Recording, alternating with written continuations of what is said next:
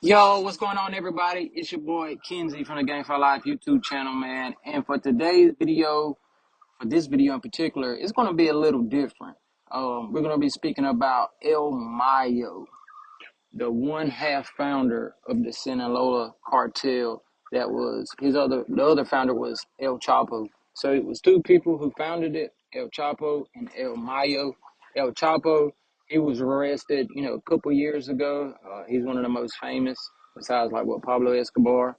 El Mayo, at 75 years old, was just captured last year, July 2024, when one of El Chapo's sons lured him to fly into Texas, thinking they was going to look at some rental property, flying straight into the FBI's hands. He was arrested, and he just pleaded guilty to a 55-year-long drug trafficking scheme that started when he was just 19 years old, growing marijuana down there in Mexico.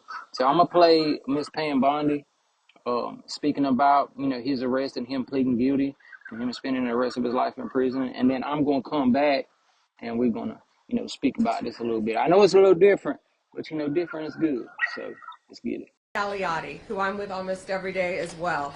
We're here to announce a landmark victory for the Department of Justice, our law enforcement partners, and the United States of America. As you've heard, drug kingpin Ishmael Zambada Garcia, also known as El Mayo, has confessed to a lifetime of crime in service to the Sinaloa Cartel, a foreign terrorist organization. Thanks to the relentless work of our prosecutors and our federal agents, El Mayo will spend the rest of his life behind bars. He will die in a U.S. federal prison where he belongs. His guilty plea brings us one step closer to achieving our goal of elimination of the drug cartels and the transnational criminal organizations throughout this world that are flooding our country with drugs, human traffickers, and homicides.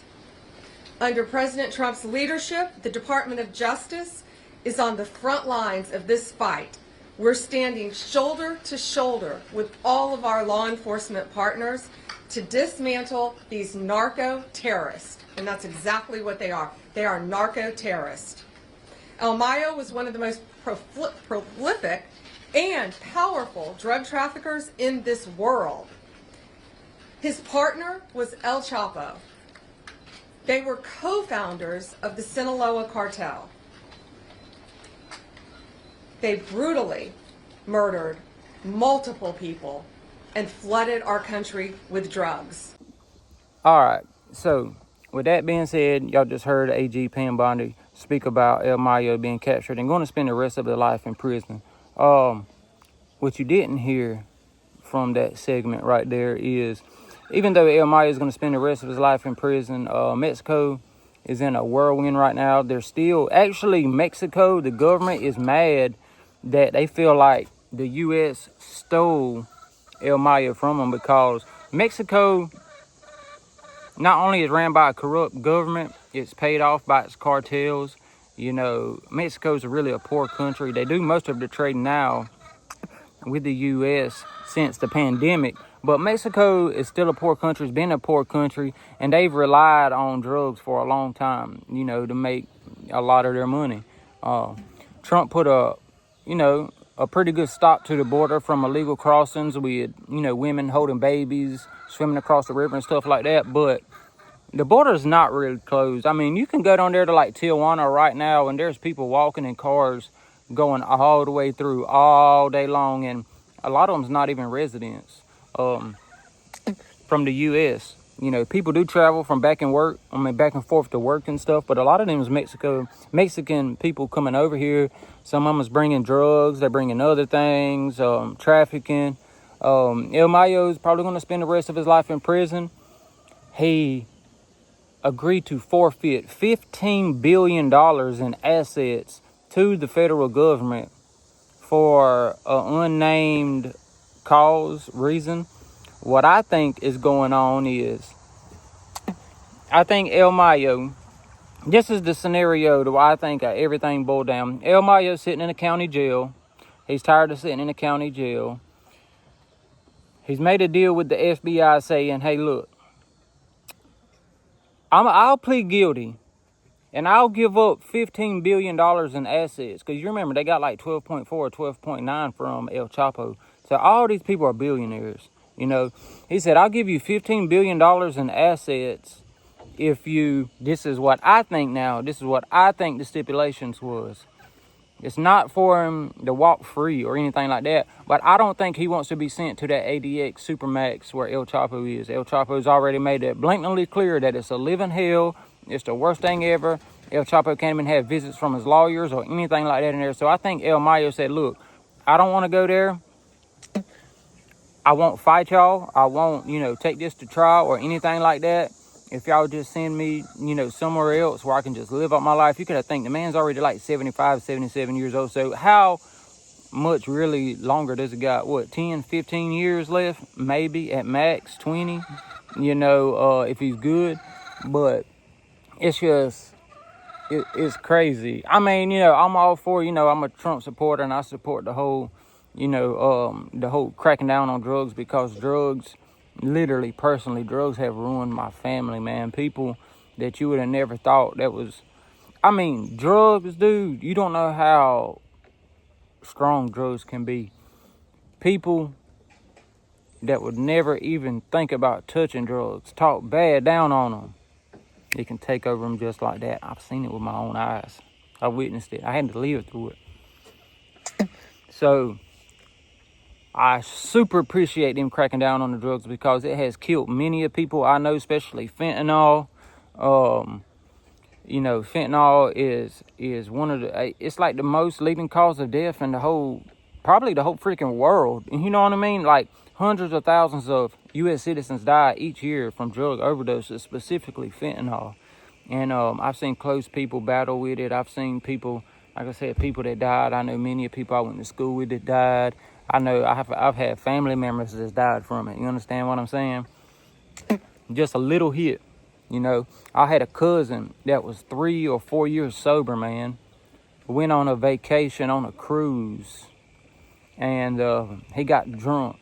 Somebody offered him a little bit up. Dude, it was like this. Killed him, man. It killed him. Killed my cousin. And I miss him a lot. So I appreciate everything that they're doing. But is this going to stop the drug trafficking? No. It's not going to stop the drug trafficking, because just like when El Chapo went down, he had sons that take his place. Now, I think most of them are locked up now. I think there's like one that's still free. I don't know if he's in the drug trafficking business or not, but that's how the cartels work. It's next man up mentality. See, that's what happened with the mafia in the USA. That's what happened with the mafia. That's why they made the RICO statute. That's why Giuliani, when they figured out how to work that RICO, they used it for the mafia, because they got tired of taking the main boss down, or the main boss beating the charge, or the main boss getting locked up, and then the captain or the next man up taking the position, and it just keeps going on and on and on and on. So they made the RICO. So they said, hey, look, we not only can go get the boss now, but we can make a graph of everybody that's in your mafia family, and we're going to take all y'all down in one big swoop called a RICO. So now there ain't no next man up. All of y'all are gone, Now that, we know it didn't stop the mafia, but it definitely cracked them down to a shrimp compared to what they were. Now they're all in secret. Nobody even tells you. You know what I mean? They're real in secret. You don't hear much about them. You very seldomly see a article, about somebody getting caught up from the mafia. But so, and what else? What else kind of deals El Mayo, he made with the FBI to plead guilty and forfeit that money, maybe to keep some of his family, from getting kidnapped or, getting them charged. Maybe he made a deal that said, hey, man, don't go after my sons. Or maybe he made that deal, I'll give y'all $15 billion, y'all let my Y'all let my family keep the other $5 billion, you know, because I'm pretty sure that's not all the money and assets he had. Now, some people saying he was worth $100 billion. I don't know. They said they were making hundreds of millions of dollars a year. Now, that probably wasn't from the very beginning now, but for the last at least 30 years, from when they started really like bulking up the cocaine shipment to the heroin to the fentanyl, yeah, so hundreds of millions a year split up by a couple people. Yeah, he could have him 20, 30 billion dollars. You understand what I'm saying? It's very likely. So, I mean, this is a good step, but in order to combat the drugs that's really killing everybody, you got to start at the source. China makes a lot of the fentanyl chemicals that Mexico buys and orders and gets shipped down there, and they mix it all up in Mexico and push it right to the United States. They're getting real, they're getting real sophisticated with how they're doing. I remember watching the documentary one time. Well, in the documentary, it was an interview with this guy, and he used to be a drug dealer he was a U.S. man, but he moved to Australia, and they were selling drugs, and he was trying to get it back to the USA, and they were taking cocaine, putting it in a bathtub, making it into liquid, getting wine bottles, pouring the wine out, refilling the wine bottles back, repackaging them back up to make it look like nothing ever did it. Nothing ever touched them. It looked like just like wine bottles. Now that worked for a while, So people are getting really smart. They'll melt it down into liquid. It's not like the old days no more where people just got bricks and they're in the back of the truck and they get busted. Real sophisticated. They'll try to go around any provisions that anybody try to put up. That's just like the border wall. They put up a border wall, they climb it. They put up a border wall, they cut through it. Now, Trump has said, the border wall that he wants to put up, now it's a lot more complicated than just climbing it or putting it up. You understand what I'm saying? It's got layers. Steel, concrete, then rebar, all this is in there. So they're going to need multiple tools to get through it. You just got to make it harder for them to get the stuff in here. And that's what's really going to push the numbers down. So if they go after China and can get them from selling them products, maybe somehow, I know Trump was talking about sending the National Guard down there to Mexico to, try to combat the cartels. Maybe it'll work. I don't know. What y'all think about this whole situation?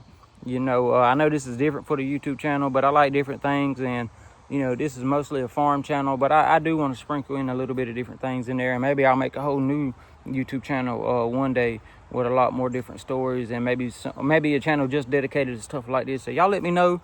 Drop a comment. Let me know what y'all think about the situation. Have y'all even heard about El Mayo taking the plea deal? I know it's big stories right now, so I know you probably have heard about it. But let me know down in the comments. Do y'all think this is going to stop the drug trafficking? Is it going to slow it down any? Or what do y'all actually think is going to happen with this going forward? And what kind of plea deal do you think he might have really took to forfeit all that money and stuff? Y'all let me know down in the comments, man. This is Kenzie Gamefowl from the Gamefowl Life, and you already know. Let them crow.